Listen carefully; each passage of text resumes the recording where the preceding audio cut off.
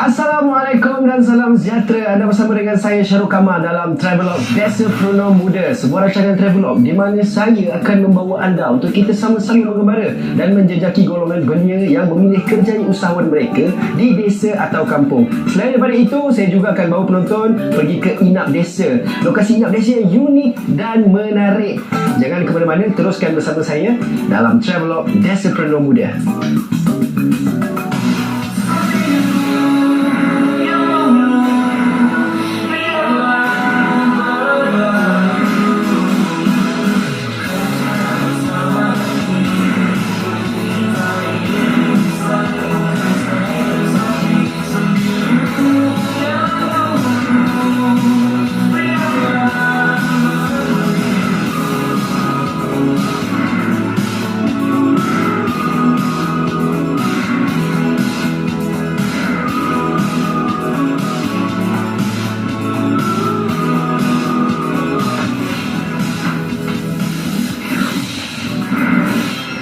Baiklah penonton, ada kajian yang mengatakan ramai anak muda kita yang lebih gemar untuk bekerja di bandar sana, duduk di dalam pejabat, di bawah penghawa dingin, bersih, tidak kotor dan sebagainya. Tapi sebenarnya kan, sekarang ni dah ramai dah golongan belia kita yang lebih memilih kerjaya usahawan mereka di desa atau kampung kerana atas faktor ekonomi dan tidak tertekan.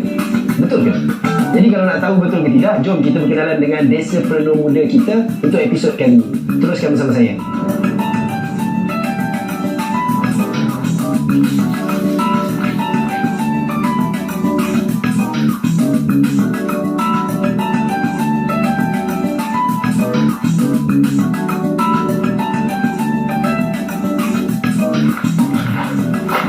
Ush, aku dah nampak ikan. Ush, ada ikan fatin dalam ni. Mantap. Din, nak buat apa kat kolam makan tu? Alamak, kantoi. Tak ada kak, saya tadi sebenarnya saya nak mencari bukan ikan. Saya nak cari orang yang namanya Puan Azlina. Ya ke? Ha. Nak buat apa itu cari dia? Yelah, saya nak borak-borak lah kan. Sebab saya tahu dia adalah usahawan muda yang berjaya dekat sini. Taklah tu orang Ina je lebih Panggil Kak Ina. Itu dia. Ini dia guys, tetamu istimewa kita dalam episod kali ini, iaitu Puan Azlina atau lebih mesra tadi, Kak Ina.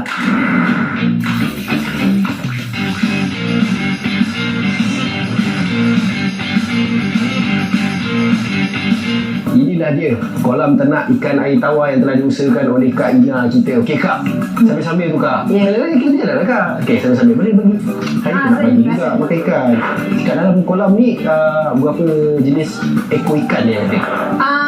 Kat sini ada beberapa jenis. Akan ada masuk lampam, ada masuk patin, ada masuk koi Malaysia, ada masuk talapia. Sebabnya kat sini je satu kolam yang akak buat untuknya ada jeti. Okey. Untuk bila pelancong atau visitor naik, diorang beli makanan dan dapat rasa sendiri. Ikan tu nak tengok timbul, colourful lawa. Faham. Tapi kita kat sini kita memang takkan boleh mancing, kita takkan pukat dan kita takkan menjala. Sebabnya ikan nanti dia dah tak jinak bila kita menjala, dia dah terjadi takut. Sebab tu macam ini kita taburkan, nampak kan makanan kan, nampak ikan kan. So customer akan seronok lah, pelancong akan tengok happy sebab ikan ada colourfulnya. Tabur Banyak sikit lah. banyak-banyak. Oh, ini pondok yang kau cakap tu? Ini kita panggil floating jetty. Floating jetty. Yang ini kita buat sendiri. Kita tak ada upah kontraktor sebab kita nak jimatkan kos ya.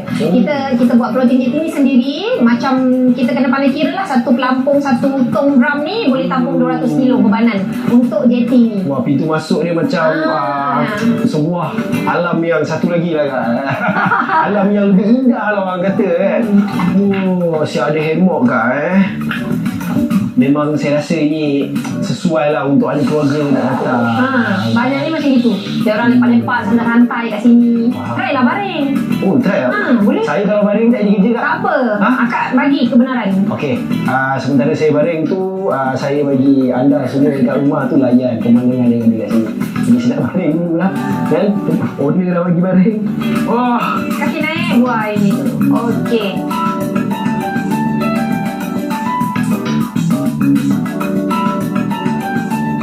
Tadi kita dah explore kawasan peternakan ikan air tawar, betul tak? Jadi sekarang ni saya berada di kawasan pertanian herba. Inilah dia pokok-pokok herba. Ini akak tadi cakap daun sop. Ya. Kalau sebelum ni saya selalu beli kat kedai ibu saya suruh daun sop kecil-kecil. Tapi bila tanam sendiri, itulah kata kan, bila tanam sendiri ni dia lagi bagus sebab Tak ada rasa serangga. tak ada rasa serangga. Dan kita dapat rasa sendiri dia punya kerangupan dia. Kerangupan dia tapi lah daun sop takkan nak makan macam tu je. Selain daripada tu kak, inilah herba dapur. Saya sebenarnya okey lah, jujur cakap lah, saya tak tahu apa tu herba dapur. Yalah, kita ni taklah biasa sangat ke dapur kan. Tapi bila Kak Ina explain kat saya tadi, herba dapur ni adalah herba-herba yang boleh dibawa masak. So ada juga, tapi akak cakap rare, tak ramai yang buat perniagaan ni, pengusaha ni kan. Jadi akak boleh tunjuk kat saya apa lagi yang rare kat sini. Sebenarnya dia bukan tanaman yang rare, tapi untuknya pengusaha. Yalah, pengusaha lah. Untuk macam ni, kita boleh ambil terus petik kacang betul biasa kita beli. Kerangupan dia lain, tu yang akak cakap, kerangupan dia lain.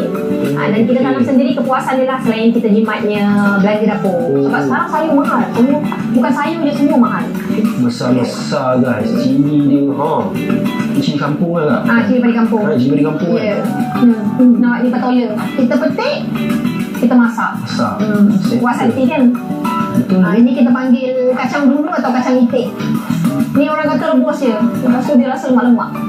Ini biasa kedai-kedai makanan Jepun ada ni, tak salah saya. Bukan edamame tau, edamame lain. Oh, macam tu pun dia. Ada berapa jenis tanaman yang ada kat sini? Okey, untuk pasaran, untuk yang kita dekat akak biasa jual di pasar pagi adalah benih-benih sayur lah.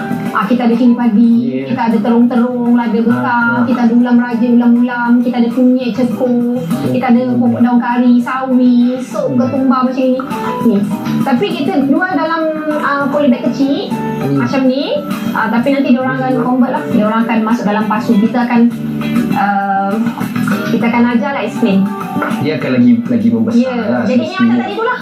Baiklah penonton, itulah saya pun dah pusing-pusing dah tengok kolam ikan, dah bagi makan. Lepas tu Kak Ina dah bawa saya tengok tumbuh-tumbuhan ataupun tanaman-tanaman yang dijual kan, dipasarkan kan.